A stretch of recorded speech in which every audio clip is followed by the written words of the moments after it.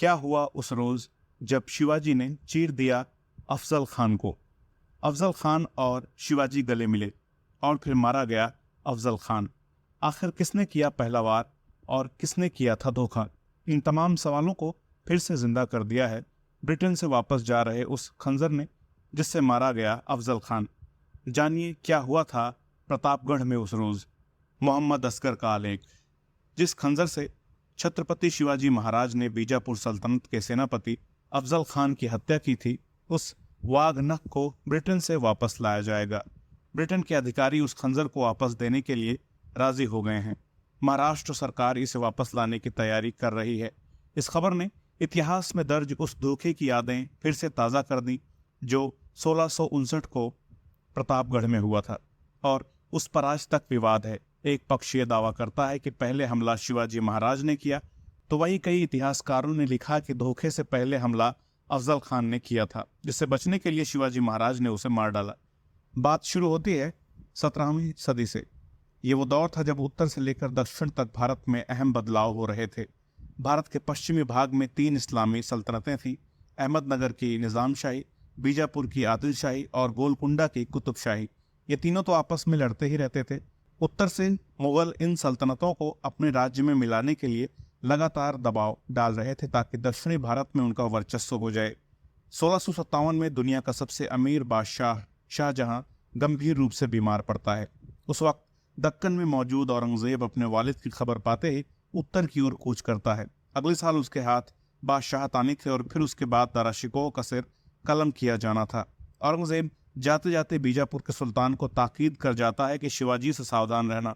दरअसल अपनी गुरिल्ला युद्ध शैली के दम पर शिवाजी एक के बाद एक किला फतह करते जा रहे थे। ये बात ना तो ताकतवर मुगलों को हजम हो रही थी और ना ही दक्कन की बड़ी सल्तनत बीजापुर को। उस वक्त बीजापुर का सुल्तान था आदिल शाह द्वितीय। सुल्तान अली आदिल शाह तब कम उम्र का था, लिहाजा राजकाज एक तरह से उसकी सौतेली माँ बड़ी बेगम साहिबा ही चला रही थी। उसे शिवाजी से बड़ी चिढ़ थी। उसने एक दिन दरबार में खास लोगों को बुलावा भेजा। उनके सामने एक तख्तरी रखी जिसमें पान का बीड़ा था। उन खासम खास लोगों से कहा गया कि जिसमें शिवाजी को खत्म करने की हिम्मत हो वो बीड़ा उठाए। दरबार में चुप्पी छा गई। बीजापुर की बड़ी सेना के बावजूद शिवाजी से टकराना बच्चों का खेल नहीं था। तभी एक लहीम शहीम शख्स सामने आया और उसने बीड़ा उठा लिया। वो था अफजल खान। इतिहासकार जदुनाथ सरकार अपनी किताब शिवाजी एंड हिज टाइम्स में लिखते हैं, अफजल खान ने बीजापुर के दरबार में डींग हाँकी, शिवाजी कौन है?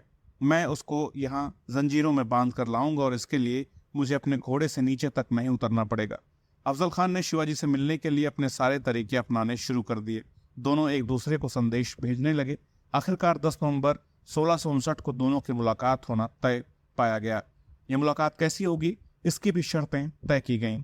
अफजल खान की पालकी के साथ 2 या 3 सैनिक ही आएंगे और हथियार भी लाने की इजाजत होगी। शिवाजी भी इसी तरह सैनिकों के साथ आएंगे।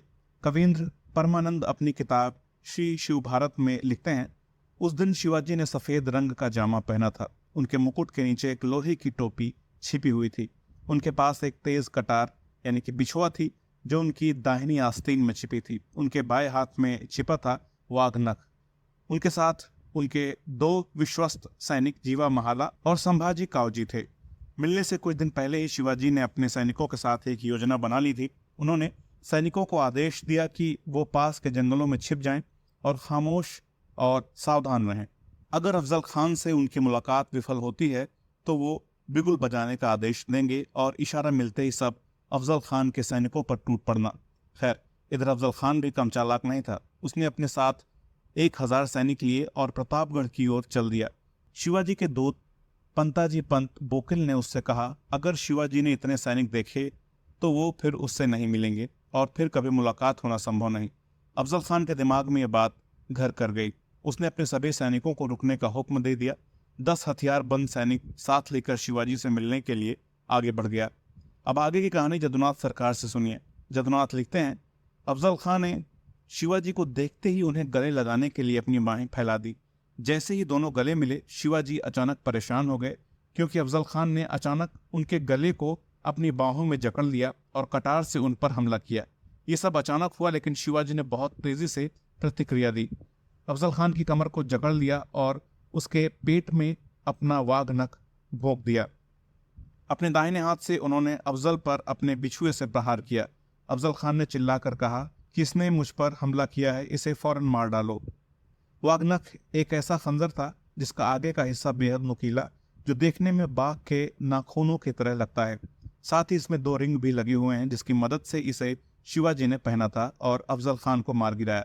इस हमले के बाद सबसे पहले मदद के लिए अफजल का दूत कुलकर्णी आगे आया, लेकिन अगले ही पल अफजल के साथ आए 2 सैनिकों में से एक सईद बंदा ने शिवाजी पर हमला किया तो शिवाजी के साथ आए जीवा महाला ने उसे मार डाला। अब यहाँ कुछ लोग दावा करते हैं कि शिवाजी ने अपनी तलवार से अफजल खां का सिर तन से जुदा कर दिया। वहीं कुछ दावा करते हैं कि अफजल के अंगरक्षक उसको पालकी में ले जाने लगे, तब शिवाजी के सैनिकों ने उसका पीछा किया और पालकी उठाने वालों के पैर काट दिए। उसके बाद अफजल खान को भी मार डाला।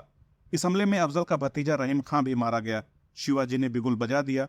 जंगलों में छिपे शिवाजी के सैनिक बाहर निकले। अफजल खान के सैनिक भौचक्के रह गए, उन्हें चारों तरफ से घेर लिया गया। इस जंग में 3000 सैनिक मारे गए। खाफे खान जैसे फारसी इतिहासकारों का दावा है कि उस दिन जब अफजल सामने आया तो पहला वार शिवाजी की ओर से हुआ। दोनों में गुत्थम गुत्था हो गई और इस दौरान अफजल मारा गया। ब्रिटिश अधिकारी जेम्स ग्रांट डफ ने 1818 में हिस्ट्री ऑफ द मराठाज में लिखा है कि अफजल को धोखे से कत्ल किया गया और इसकी योजना पहले से बना ली गई थी। लेकिन भारतीय इतिहासकारों ने दर्ज किया है कि शिवाजी जब अफजल के सामने पहुंचे तो उसने गले मिलने के बहाने उन पर कटार से वार कर दिया। कवच ने शिवाजी को बचा लिया। शिवाजी को अफजल की धूर्तता का अंदाजा पहले से था, इसलिए अपने बचाव में अफजल को मार डाला। अपनी फुर्ती से दुश्मन को हैरान कर देने वाले शिवाजी ने प्रतापगढ़ की वो जंग भी अपने नाम कर ली। अफजल खान भले ही धोखे से शिवाजी को मारने का इरादा लेकर आया था, लेकिन शिवाजी के आदेश पर पूरे सैनिक सम्मान के साथ उसे प्रतापगढ़ किले के पास उसी जगह दफनाया गया जहां उसकी मौत हुई थी। वहीं उसका मकबरा भी बनवाया गया। अफजल खान और शिवाजी महाराज की इस जंग को इस तरह पेश किया जाता है कि जैसे मुसलमानों पर हिंदुओं की विजय थी। इसलिए बार बार अफजल खान और शिवाजी के नाम का इस्तेमाल करके उकसावे वाली राजनीति की जाती है।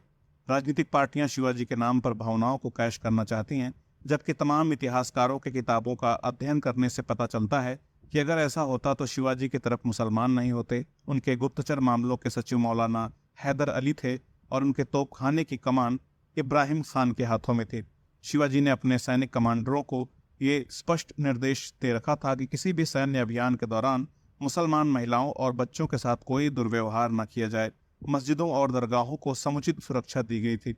इस बारे में देश के पहले प्रधानमंत्री बनने वाले पंडित जवाहरलाल नेहरू ने ग्लिम्सेस ऑफ वर्ल्ड हिस्ट्री में भी लिखा है।